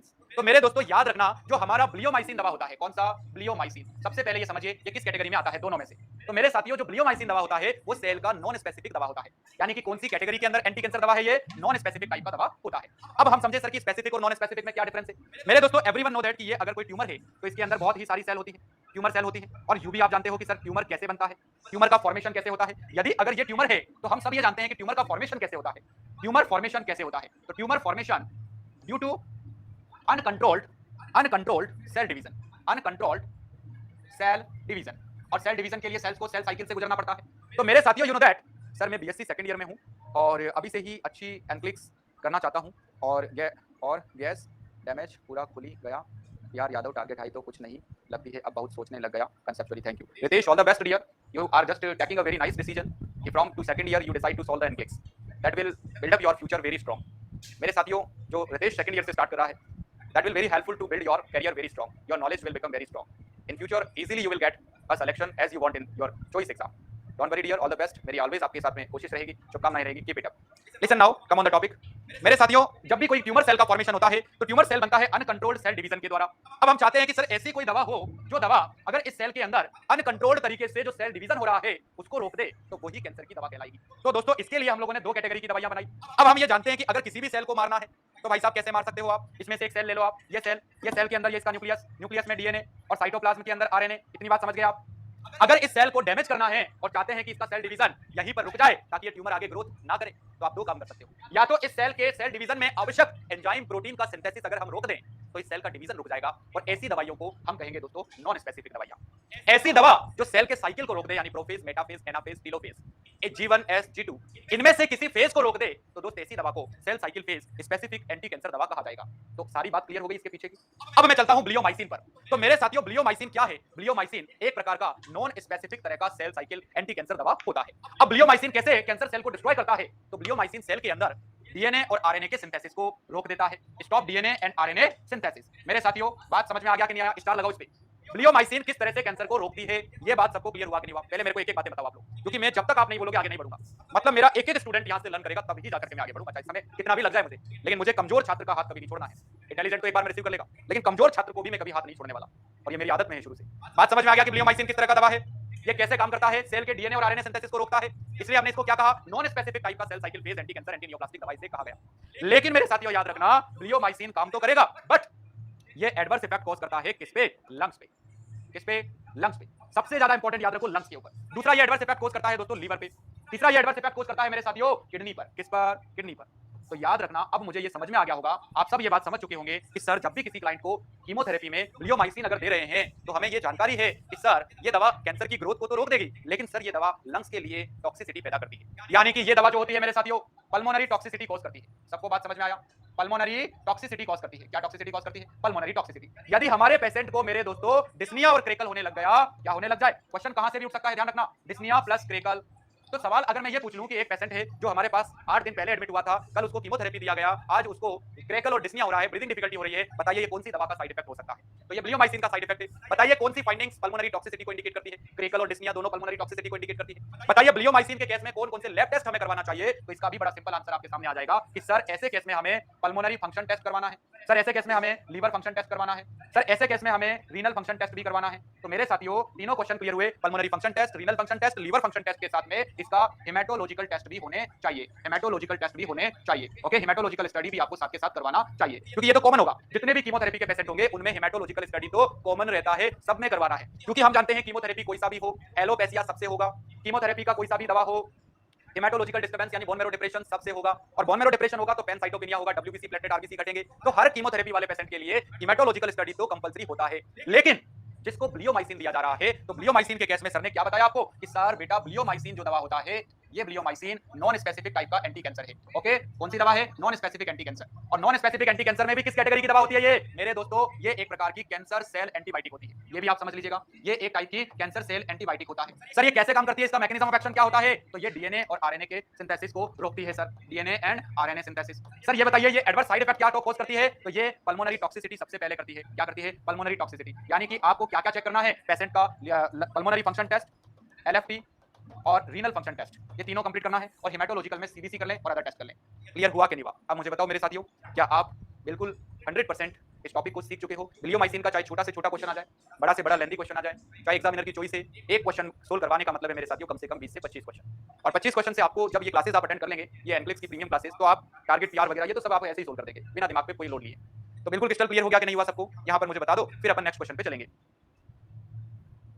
अगर कभी और भी एक और सुनो बात, इसमें मैं और भी ऐड कर देता हूं, अगर कभी कंफ्यूज हो जाओ तो तुम तो ये याद रखो कि ब्लियोमाइसिन लंग्स के लिए, लंग्स की टॉक्सिसिटी कॉज करती है, आप तो ये याद रखो। अब इसके केस में और क्या क्या किया जा सकता है, क्या क्या कारस्तानी कर सकता है एग्जामिनर? कभी आपसे वो ये कह सकता है कि कौन सी दवा पल्मोनरी फाइब्रोसिस कर देगी, तो आपको ये भी याद रखना है कि सर पल्मोनरी फाइब्रोसिस कॉज कर सकती है, ये भी आंसर जा सकता है आपका। पल्मोनरी टॉक्सिसिटी भी आंसर जा सकता है, लंग्स टॉक्सिसिटी भी आंसर जा सकता है। आपको एक और आंसर जा सकता है बेटा, इंटरस्टिशियल न्यूमोनाइटिस।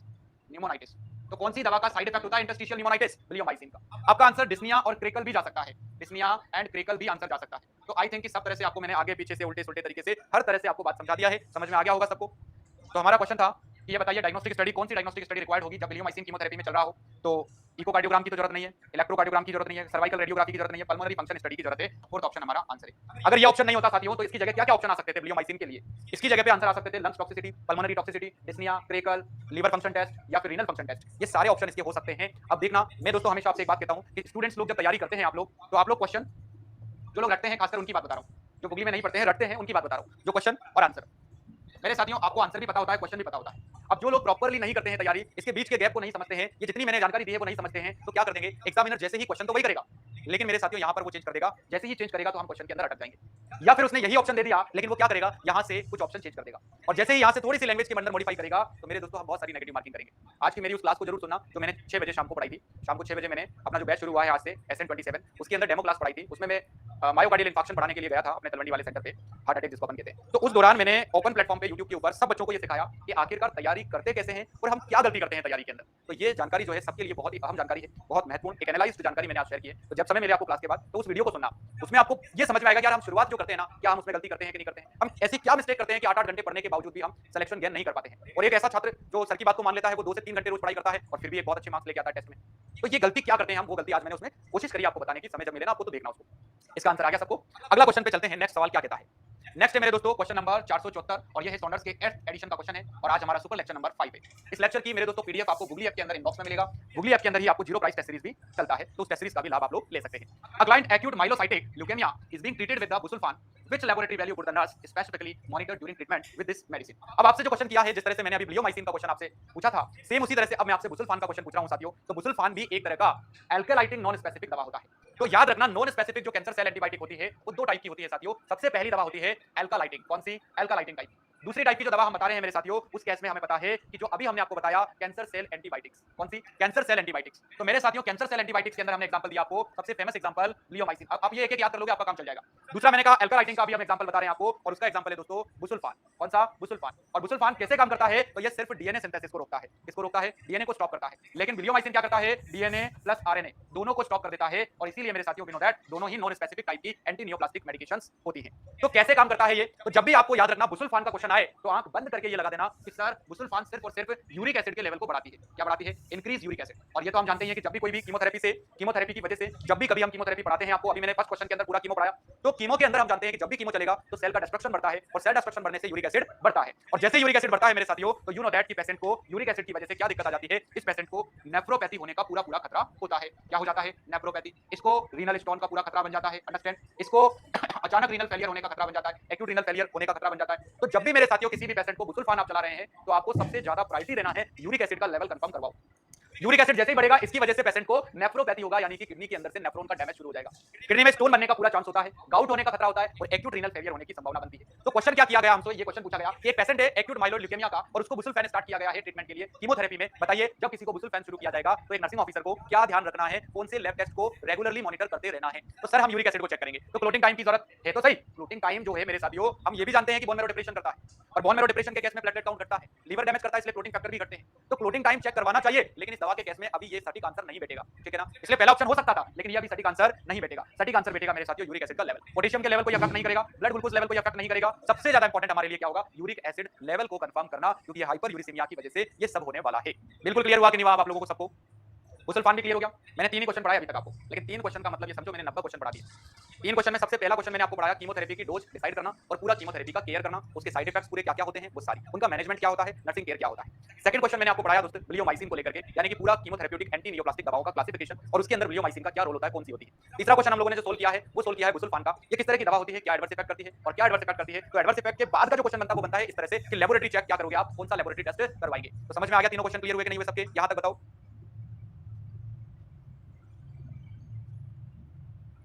नेक्स्ट क्वेश्चन करिएगा आप। वाओ वेरी गुड, बड़ा सुंदर सा सवाल है ये भी। Question 475 client with small cell lungs cancer इसको is being treated with the etoposide, star लगा लेना बेटा इस पे भी। Nurse monitor the client during the administration knowing that which adverse effect is specifically associated with this medicine। तो आपको ये बताना है कि जो इटोपोसाइड दवा है इसकी वजह से स्पेशली कौन सा साइड इफेक्ट होता है।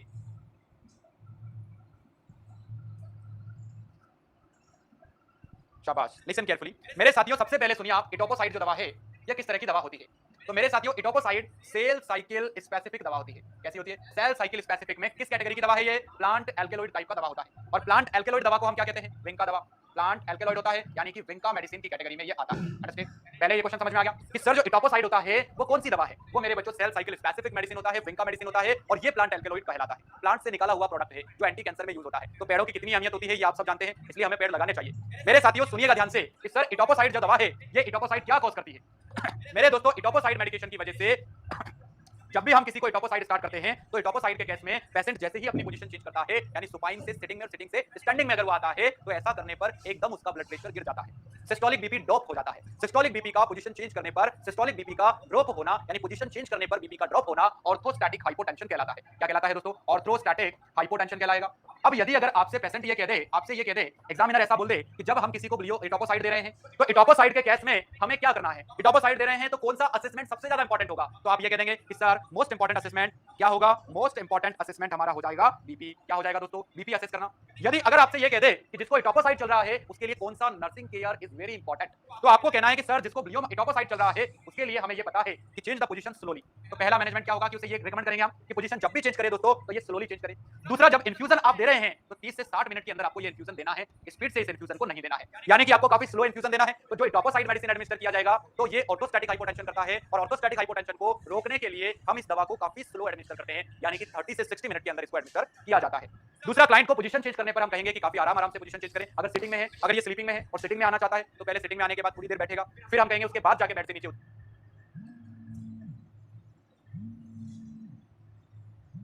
कर लिया, स्लीपिंग से ये सिटिंग में, सिटिंग से स्टैंडिंग में, तो एकदम जमीन पे गिर जाएगा। क्यों गिर जाएगा? क्योंकि इसका बीपी काफी डाउन हो जाता है। किस दवा के कारण? एटोपोसाइड के कारण। एटोपोसाइड किस तरह की दवा है? सर ये स्पेसिफिक दवा है, सेल साइकिल स्पेसिफिक। सर ये विंका या प्लांट एल्कलॉइड टाइप की मेडिसिन होती है। आइए समझते हैं तो क्या साइड इफेक्ट होता है इसका? ऑर्थोस्टैटिक हाइपोटेंशन कॉज करती है। Everyone understood? क्या कह दिया जाए एटोपोसाइड चल रहा है तो कौन सा असेसमेंट सबसे प्रायोरिटी असेसमेंट होगा? तो इसका बीपी चेक करना है सर हमें, that is our priority, that is our most important assessment, understand, during the infusion. Clear हो गया कि नहीं हुआ? बिल्कुल क्रिस्टल क्लियर है कि नहीं है? जरा बोलिएगा, everything is very well understood now? आगे बढ़िएगा। Question number 476, a clinical nurse prepare a teaching plan for a client receiving the anti-neoplastic medicine. When implementing the plan, nurse should make which statement to the client? अभी जो मैंने आपको chemotherapy समझाया उसमें से आपको ये बताना है कि आप when implementing this plan, chemotherapy anti-neoplastic medication के लिए टीचिंग प्लान कर रहे हो, तो the nurse should make which statement to the client? तो आपको क्या कहना है आपके पेशेंट से? पहला, you can take aspirin as needed for headache. मेरे साथियों, मैंने इसका जवाब सुनो सबसे पहले। ऑप्शन नंबर 1 के बारे में सुनिए। पहला ऑप्शन जो है मेरे साथियों, you know that chemotherapy just causes the bone marrow depression, और बोन मैरो डिप्रेशन क्या करेगा? Decrease platelet count. क्या डिक्रीज करेगा? Platelet count. और प्लेटलेट काउंट यदि घटा दोस्तों तो in this case we need to avoid aspirin. तो क्या अवॉइड करना है? एस्पिरिन, जो कि बिल्कुल नहीं देना है। तो पहला ऑप्शन तो बिल्कुल ही, ये तो बिल्कुल सफेद झूठ बोल रहा है। अरे यस और नो? पहले ऑप्शन में तो बिल्कुल सफेद झूठ बोल रहा है कि नहीं बोल रहा है ये? अरे यस और नो? बिल्कुल सफेद झूठ बोल रहा है ना? बिल्कुल झूठ बोल रहा है। तो पहला ऑप्शन तो हमने गलत कर दिया। पंकज बेटा, ऑफलाइन बैच ज्वाइन करना है, आप आ जाओ, बैच शुरू हो गया है आज से, और आज से क्लासेस शुरू हो गई है। आज फर्स्ट डेमो था। कोई भी छात्र आकर के 3 दिन तक बिना किसी शुल्क के, निःशुल्क तरीके से गूगली की पढ़ाई में बैठ सकता है। हमें अपने आप पे कोई डाउट नहीं है हमें अपने आप पे कोई शक नहीं है, बिल्कुल कोई रोक टोक नहीं है किसी भी छात्र को। कोई भी आए, बैठे, पढ़ाई करे, अध्ययन करे, माहौल देखे कोटा का, क्या एनवायरनमेंट है एजुकेशन का कोटा के अंदर। और ये मुझे समझाने की जरूरत नहीं है कि कोटा का एजुकेशनल एनवायरनमेंट कैसा है। ये तो शायद आप में से 100% लोग जानते होंगे कि कोटा को किस नाम से जाना जाता है, और यहाँ के टीचर्स के अंदर क्या पोटेंशियल होता है। अरे भाई, ये शिक्षा का काशी यूं ही नहीं कहलाता है, ये चंबल का पानी है, चंबल का चंबल नदी जानते हो ना? चंबल का पानी है मेरे दोस्त, और चंबल के पानी के अंदर टीचिंग भरा हुआ है, कूट कूट के भरा हुआ है, क्योंकि टीचिंग जो है ना वो कोटा के अंदर सबसे ज्यादा ट्रेंड में होता है। तो कोटा से पूरी दुनिया के अंदर टीचिंग गया है। तो डोंट वरी, आप आ जाइएगा, एड्रेस आपको मिल ही जाएगा, हम आपका स्वागत कर लेंगे। बाकी यहाँ आने के बाद हम संभाल लेंगे, don't worry. You can drink beverage containing alcohol in moderate amount each evening. मेरे साथियों, अल्कोहल अगर कोई भी कीमोथेरेपी के साथ कंज्यूम करता है तो उसको टॉक्सिसिटी हो जाएगी। क्या हो जाएगा बेटा? टॉक्सिसिटी। अल्कोहल का टॉक्सिसिटी हो जाएगा। इसलिए सेकंड ऑप्शन में भी भाई साहब ये बिल्कुल झूठ बोल रहा है। ऐसा नहीं कहना है कि जब भी कभी कीमोथेरेपी किसी को शुरू करें तो अल्कोहल तो बिल्कुल भी लेने के लिए मना कर दे। Do you understand everyone? मेरे साथियों, तीसरा ऑप्शन में ये कह रहा है, you need to consult with the primary health care provider before receiving the immunisation. वाह, वेरी गुड भाई साहब। सुनो तीसरी बात क्या बोली इसने, before receiving the immunisation you need to consult with the primary health care provider. बहुत सुंदर बात बोली है ये। आइए एक्सप्लेन करता हूं क्या बोला है इसने। माय डियर स्टूडेंट, जब भी किसी को कीमोथेरेपी दिया जाता है, कीमोथेरेपी का पेशेंट इम्यूनो कॉम्पिटेंट होता है, इम्यूनो कॉम्प्रोमाइज्ड पेशेंट होता है। यस और नो? इम्यूनो कॉम्प्रोमाइज्ड होता है, यानी कि इसका इम्यूनो सप्रेशन हो जाता है, इम्यूनो सप्रेशन हो रहा है। और माय डियर स्टूडेंट, यदि अगर किसी भी पेशेंट को इम्यूनाइजेशन लेना है, इम्यूनाइजेशन लेना है, या फिर किसी ऐसे व्यक्ति के साथ रहता है recently immunised person with live vaccine. मेरे साथियों ध्यान से सुनो, मैंने किस बात को पॉइंट आउट किया? Live vaccine. यदि अगर कोई भी पर्सन कीमोथेरेपी का पेशेंट है तो हमें नर्सिंग ऑफिसर्स को ये जानकारी होती है कि सर कीमोथेरेपी की वजह से पेशेंट्स का इम्यूनिटी काफी डाउन होता है। अब हम ये भी जानते हैं कि सर अगर किसी को इम्यूनाइजेशन होता है और उसमें अगर लाइव वैक्सीन यूज किया गया इम्यूनाइजेशन के लिए, यानी लाइव वैक्सीन वाला इम्यूनाइजेशन अगर किसी को हुआ है तो सर इसके अंदर लाइव वायरसेस का इंजेक्शन होता है। तो सर कीमोथेरेपी जिसको चल रहा है उसका इम्यूनो कॉम्प्रोमाइज्ड पेशेंट है, अगर ये इन दो केसेस में ये रहता है तो मेरे दोस्तों इसको बड़ी संभावना होती है वायरल इंफेक्शंस होने की। सबको क्लियर हुआ कि नहीं हुआ? तो जिसमें किसी पेशेंट को ये कहना है, आपको समझाना है कि भाई साहब अगर कीमोथेरेपी का पेशेंट आप जो समझा रहे हैं, पढ़ा रहे हैं, उसको टीच कर रहे हो, तो ये कह देना उसको कि आप अगर कभी इन फ्यूचर इम्यूनाइजेशन के लिए अगर आपको सजेस्ट किया जाए या इम्यूनाइजेशन करवाना है, तो आप प्राइमरी हेल्थ केयर प्रोवाइडर से कंसल्ट करके ही आप इम्यूनाइजेशन करवाएं। मेरे साथियों, इंडिया के अंदर प्राइमरी हेल्थ केयर प्रोवाइडर जो है, प्राइमरी हेल्थ केयर प्रोवाइडर जो है, वो नर्सेस है। Do you understand everyone? और नर्सेस का एक अपना बहुत बड़ा रोल होता है पेशेंट को केयर देने में। मैं यूं कहूं कि मैक्सिमम रोल ही नर्सेस का होता है। 99% जो पेशेंट ठीक होकर घर जाता है, वो जाता है नर्सेस के एफर्ट्स की वजह से। Do you understand everyone? Doctor का रोल इसके अंदर कुछ नहीं होता है ज्यादा। डॉक्टर सर्जरी करता है, बस उसमें जरूर रोल होता है। बाकी जनरल मेडिसिनल पेशेंट्स के ऊपर डॉक्टर का ज्यादा रोल नहीं होता, मेडिसिन लिखता है। आपको ये अधिकार है, फॉरेन कंट्रीज में पता है क्या अधिकार है? फॉरेन कंट्रीज में नर्सेस को ये अधिकार है मेरे साथियों कि डॉक्टर दवा लिख के गया, पेशेंट आपका है, सुधार नहीं आया, 2 दिन हो गए, तीसरे दिन नर्सिंग ऑफिसर उस डॉक्टर को फोन करके ये बोल देगा कि भाई साहब आप जो मेरे इस बेड नंबर 7 वाले पेशेंट की दवा लिख के गए हो ना, इसके सुधार नहीं आ रहा है, आप कुछ ना कुछ आके देखिएगा या दवा चेंज करिए आप। That is the power of nurses. Do you understand everyone? This is the power of nurses. आप भी अपने पेशेंट के लिए कुछ भी कर सकते हो। Definitely you can instruct to your doctor कि भैया जो आप दवा लिख रहे हो 5 दिन हो गया, इसके अंदर कोई इंप्रूवमेंट नहीं आ रहा है, जस्ट एक बार इसको अच्छे से देख लीजिएगा, कुछ इन्वेस्टिगेशन की जरूरत है तो करवा लीजिएगा और या फिर दवा चेंज करिएगा। Do you understand everyone? तो मेरे साथियों, यहां पर याद है आपको कि जो क्लाइंट्स कीमोथेरेपी ले रहा है, इम्यूनोसप्रेस्ड पेशेंट है, और इस केस में हमें कहना है कि अगर कोई भी पेशेंट ऐसा जो रिसेंटली इम्यूनाइज्ड हुआ है, उसके साथ इसको नहीं रखना है, क्योंकि रिसेंटली लाइव वैक्सीन से इम्यूनाइज्ड हुआ है, तो इसके अंदर मेरे दोस्तों लाइव वायरस इंजेक्ट किए गए होंगे, और ऐसी कंडीशन में इसको क्या हो सकता है? ऐसी स्थिति में मेरे साथियों ये इन्फेक्शन जो है इस पेशेंट को जा सकता है। क्लियर हो गया है? वो जिसे सुनकर खुशी से रो पड़े, आंखें तेरी आसमानों से कभी आएगी, कभी ऐसी खबर भी आएगी, आज तेरी मुट्ठी में रेत हो क्या हुआ, इस समुद्र से कभी तेरी लहर भी आएगी। Thanks sir ji for your dedication. Umesh Kumar nursing officer बेटा, वाह भाई साहब, इसने तो ऐसी तूफान लाने वाली बात लिख डाली। अब मैं एक बार फिर से पढ़ता हूँ इसने जो लिखा है। वो जिसे सुनकर खुशी रो पड़े, आंखें तेरी आसमानों से कभी ऐसी खबर भी आएगी, आज तेरी मुट्ठी में रेत हो क्या हुआ, इस समुद्र से कभी तेरी लहर भी आएगी। वाह भाई साहब, शाबाश, वेरी गुड, बहुत बढ़िया Umesh, thank you so much for dedicate a very loving और inspiring shayari. You just dedicate me a very motivational shayari, loves your shayari, very good. बहुत बढ़िया। एज ए नर्सिंग ऑफिसर, नटखट नर्सिंग ऑफिसर है मेरे सारे। अरे मेरे नटखट लालो, बात समझ में आ गई ना, सारे के सारे उधम ही है। सुनो, कोई कह रहा है सर दोबारा समझा दो, समझा देता हूं। मैंने कहा कि जिसको कीमोथेरेपी देते हैं, ध्यान से सुनो, इसका इम्यूनो सप्रेशन होता है, इम्यूनो सप्रेसेंट हो जाते हैं ये। इम्यूनो सप्रेशन होने की वजह से अगर इसको इम्यूनाइजेशन करना है तो लाइव वैक्सीन अवॉइड करें, या ऐसे पेशेंट के साथ इसको रखना है जिसको रिसेंटली लाइव वैक्सीन का इम्यूनाइजेशन हुआ है, तो इसके अंदर वो वायरस का इंफेक्शन आ जाएगा, इसलिए ऐसे पेशेंट के साथ भी नहीं रखें। समझ में आ गया? तो क्वेश्चन क्या कह रहा था कि आपसे ये कह रहा था कि आप अपने पेशेंट को एंटीनियोप्लास्टिक दवा के केस में टीचिंग प्लान प्रिपेयर कर रहे हो, तो कौन सा statement to your patient is important? तो you need to consult with the primary health care provider before receiving the immunisation. Fourth statement में क्या कह रहा है? It is that fine to receive a flu vaccine at the local health fair without PSP approval because flu is so contagious. नहीं करना है दोस्त, तो हमारा राइट आंसर होगा third option. Now listen the option number, question number 477। मेरे दोस्तों, client with the ovarian cancer, भाई साहब हमारा पेशेंट है ओवेरियन कैंसर का, is being treated with the vincristine. Vincristine से इसको ट्रीटमेंट दिया जा रहा है। Nurse monitor the client knowing that which manifestation indicate the adverse effect specific to this medicine. Vincristine का एडवर्स इफेक्ट आपको बताना है, और सवाल बड़ा जबरदस्त क्वेश्चन है ये, लगाओ इस पे भाई साहब 7 स्टार। विनक्रिस्टिन के बारे में, और पहली बात याद रखो मेरे दोस्तों, विनक्रिस्टिन क्या होता है? विनक्रिस्टिन दवा जो है ये भी एक तरह का प्लांट एल्केलॉइड दवा होता है। कैसा होता है? प्लांट एल्केलॉइड टाइप का एंटी कैंसर होता है। और प्लांट एल्केलॉइड्स को हम क्या बोलते हैं? Vinca drugs. क्या कहते हैं? विंका ड्रग कहते हैं। यानी कि ये स्पेसिफिक एंटी नियोप्लास्टिक है, स्पेसिफिक एंटी नियोप्लास्टिक। ओके, इतनी बात समझ में आया पहले विनक्रिस्टिन के बारे में। अब याद रखना मेरे दोस्तों, ऑलमोस्ट जितने भी पेशेंट्स को अपन विनक्रिस्टिन चलाते हैं कीमोथेरेपी के अंदर, ये दवा सबको ही पेरीफेरल न्यूरोपैथी कर देता है। क्या कॉज करता है? पेरीफेरल न्यूरोपैथी कॉज करता है। पेरीफेरल न्यूरोपैथी को इंडिकेट करने वाली फाइंडिंग्स क्या क्या होंगी मेरे दोस्तों? तो जब भी किसी क्लाइंट को अगर विनक्रिस्टिन दिया जाता है, तो ये एवरी पेशेंट में ऑलमोस्ट सबके अंदर पेरीफेरल न्यूरोपैथी कॉज करता है। और पेरीफेरल न्यूरोपैथी जब भी किसी के अंदर होगा, तो मेरे साथियों पेशेंट को लेग्स के अंदर क्या शुरू हो जाएगा? Numbness and tingling. तो नंबनेस एंड टिंगलिंग यदि अगर किसी को कॉज हो रहा है, तो ये किसकी वजह से हो रहा है? अगर मैं क्वेश्चन रिवर्स कर लूं आपसे, देखो क्या रिवर्स करूंगा, उल्टा सवाल आ जाए। क्या client just receiving the chemotherapy or now today he is complaining for the numbness and tingling in the legs? Which of the following anti-cancer drug can cause the numbness and tingling? तो answer क्या आ जाएगा? Sir vincristine. इसी question को फिर पूछता हूं आपसे, फिर सोचना आप क्या क्या करता है एग्जामिनर। सवाल तो यही होता है, इसके बाहर कुछ नहीं जाएगा बेटा, लेकिन इसको ऐसे ऐसे ऐसे ऐसे घुमा घुमा के, इसीलिए मैं पढ़ाते वक्त कम से कम 2-2 3-3 लैंग्वेज मेरे स्टूडेंट्स को सिखाता हूं। हर एक क्वेश्चन में 3 लैंग्वेज। मेरा समय तो लगता है मुझे पढ़ाने में, समय मुझे लगता है पढ़ाने में, लेकिन मेरे दोस्तों कभी कभी मेरा 6 महीने में 7 महीने में बैच पूरा नहीं होता है। लेकिन आप ये महसूस कर रहे होंगे कि मैं किस लेवल से एफर्ट डालता हूं मेरी टीचिंग के अंदर, ये भी आप महसूस कर रहे होंगे। कभी कभी हो जाता है, बच्चे कहने लग जाते हैं कि अरे सर का कोर्स नहीं हुआ, 6 से भी ज्यादा टाइम हो गया हमें। तो मैंने कहा बेटा वो मत देखो कि टाइम कितना दिया, सर के इससे कोई फायदा नहीं है, सर के तो इवन नुकसान ही हो रहा है कि आप जो है रोज आ रहे हैं, बिल्डिंग में बैठे हुए हैं, फैन चल रहा है, एसी चल रहा है, सब कुछ चल रहा है, लाइटिंग चल रहा है, तो सर तो नया बैच डालते अदरवाइज। तो बेटा एफर्ट की वजह से टाइम कंज्यूम होता है, अगर शॉर्ट में फॉर्मेलिटी करनी है तो फिर तो कुछ भी है, कैसे भी कुछ भी हो सकता है। तो मेरे साथियों याद रखना, आपको सीखना है, आपका टारगेट कोर्स करना नहीं होता है, आपका टारगेट होता है सीखना, और जो सीखने पे कंसंट्रेट करेगा वो डेफिनेटली इतिहास रचेगा। तो मेरे दोस्तों ध्यान से सुनना बात को, मैं फिर से रिपीट कर रहा हूं। विनक्रिस्टिन एक प्लांट एल्केलॉइड दवा होता है जिसको हम विंका ड्रग कहते हैं, और विंका ड्रग जो है स्पेसिफिक सेल साइकिल एंटीबायोटिक होता है। मेरे बच्चों यहां पर पेरीफेरल न्यूरोपैथी ऑलमोस्ट हर पेशेंट में कॉज करता है। अब इसकी वजह से टिंगलिंग और नमनेस होता है। अब सुनो क्वेश्चन फिर से क्या किया जा सकता है। कि a client that was admitted in the hospital before the 4 days and before 2 days he received the chemotherapy.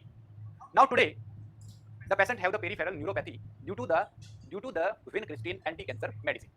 Which of the following findings given in the option are indicate the presence of peripheral neuropathy due to this medicine? तो जवाब क्या आ जाएगा बेटा? जवाब आ जाएगा tingling and numbness in the lung. tingling and numbness. Crystal clear हो गया? tingling numbness both are indicating the presence of peripheral neuropathy. Clear है? और मेरे बच्चों याद रखना अचाइलिस टेंडन रिफ्लेक्स का डिप्रेशन. इसके बाद एक और बात लिख रहा हूं मैं. पेरिफेरल न्यूरोपैथी का अगर आपसे पूछ लिया जाए कि बताइए फर्स्ट क्लिनिकल साइन क्या होगा?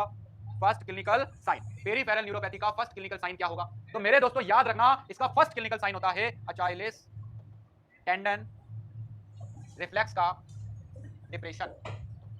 तो क्या क्या क्वेश्चन मैंने सुनिएगा अगेन वापस से. जो विनक्रिस्टिन दवा है प्लांट अल्कलॉइड है, विंगार्ड मेडिसिन कहते हैं, non specific cancer cell medication होता है. ये पेरिफेरल न्यूरोपैथी कोज करता है, ऑलमोस्ट हर पेशेंट के अंदर करता है. टिंगलिंग एंड नमनेस हो जाता है. टिंगलिंग एंड नमनेस या पेरिफेरल न्यूरोपैथी का फर्स्ट क्लिनिकल साइन क्या होता है? केवल ये सिंगल लाइनर भी अगर आपसे कर लूं तो आपको पता हो कि फर्स्ट क्लिनिकल साइन होता है सर इसका अचाइलिस टेंडन रिफ्लेक्स का डिप्रेशन. सर इसके अलावा और क्या होता है? तो टिंगलिंग एंड नमनेस इसकी वजह से कॉज होता है. और क्या हो सकता है सर इसकी वजह से? बेटा इसकी वजह से कॉन्स्टिपेशन भी पेशेंट को हो जाता है. क्या हो जाता है? कॉन्स्टिपेशन. डायरिया नहीं होता है, कॉन्स्टिपेशन भी कॉज कर देती है. तो हमारे पास ऑप्शन नंबर 4 दे रखा है, सीधा सीधा सा आंसर आ ही गया होगा. तो क्या सबको